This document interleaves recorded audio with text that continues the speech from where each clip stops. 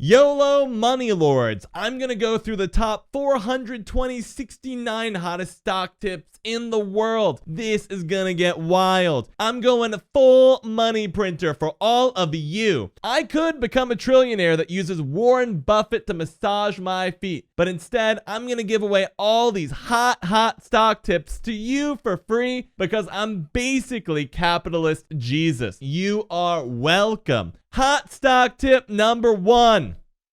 Don't stock pick. Here at Plain Talk Money, I don't care about your joy or happiness. I'm here to ruin your fantasies with facts. I'm not going to indulge you in delusion. You aren't husky. You know that you do not work out enough and you don't eat enough vegetables. You know that you aren't social enough to meet people, and that's why you don't have a lot of friends. You also know that you're daydreaming about money, and when it all goes poorly, you will blame luck instead of your lack of intelligence. But fortunately, I can help you with that last bit. Let's look at the facts around stock picking, and let's start with the single dumbest stock picking strategy of all time, day trading. What is day trading? You're investing rapidly in and out of the market. You look so smart to your friends. Yeah, I'm a day trader. Yeah, you know, Wolf of Wall Street, something like that, baby. I'm definitely doing lines of stuff in the bathroom. And what you're really doing in the bathroom is lines of tears because you can't stop crying about how little money you make. Truth be told, you were screwed from the beginning for so many reasons. And the big one, the real killer, is high frequency trading. We are not in the age of biological people trading rapidly. We are in the age of computers, baby. We are way past that biological BS. Since light in a vacuum travels at 186,000 miles per second, or 186 miles per millisecond,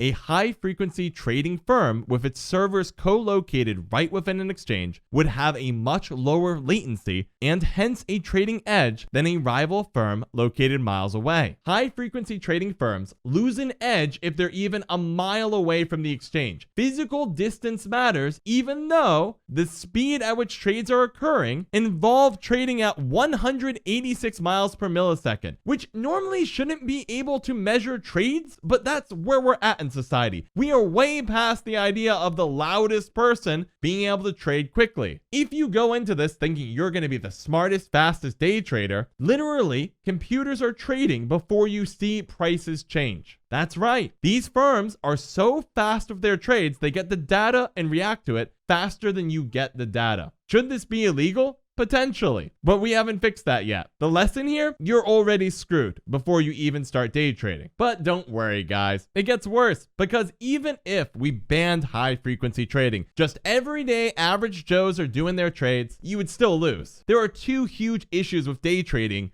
completely unrelated to high frequency trading: taxes and fees. There are two tax types when it comes to selling stock: short-term capital gains tax and long-term capital gains tax. If you hold stock for over a year, you get a lower tax rate. So if you're buying and selling stock rapidly, you are literally locking in a higher tax rate. You're giving the government more money because you aren't patient. Well, that sucks. The next problem you encounter is fees. Now you might be like, John, yo man, I trade at the Robinhood. My trades are free, man. I'm so smart. I'm genius here. I'm not doing those old, decrepit Vanguards, Fidelities, and Charles Schwab's. I'm not that new age stuff. First, a lot of those firms now do free trades as well. Secondly, when it comes to Robinhood and many firms like it, they are actually extraordinarily expensive to trade at. It is so bad that the SEC actually fined Robinhood at the end of 2020 $34.1 million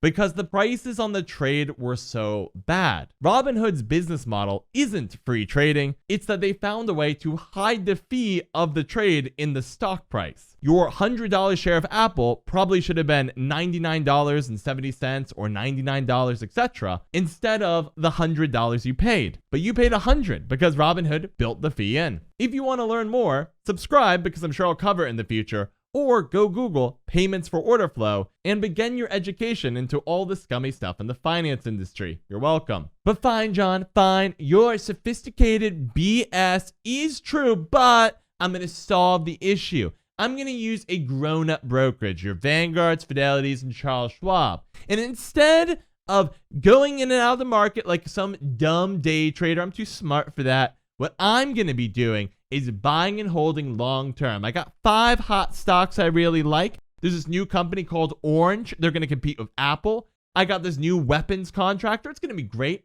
I'm going to pick these 5 hot stocks and sit on them long term. You're still screwed, son! One of the dirtiest, most secret stats in all of the finance world is this. From 2000 to 2020, only 22% of the stocks in the S&P 500 index outperformed the index. So if you picked a random stock in the S&P 500, you only have a 22% chance of outperformance. Take that in. Really let that marinate. If you invested after the dot-com crash in Microsoft and Apple, that first decade of investing sucked, but now they're doing great and they're carrying the index higher and higher. A lot of the stocks that you invest in, though, are going to suck, and then they're going to keep sucking, because the odds are whatever stock you think is hot and wonderful is not as good as the S&P 500. But don't worry, it gets worse, because it always gets worse. Welcome to Plain Talk Money, where I just crap on all your hopes and dreams. I would bet you don't have good financial behavior, because most people don't. They panic sell, they buy at the wrong time, and they overthink their investments. They have no idea what they're doing. People always sell out when times are bad, and they only invest when things are hot. If you look at the past 5 years, tons of money was flowing into the tech industry. After the tech industry was really successful, people were buying high. And now as tech starts to cool off, I'm sure tons of people are regretting their choices. Truth be told, people suck at investing behavior.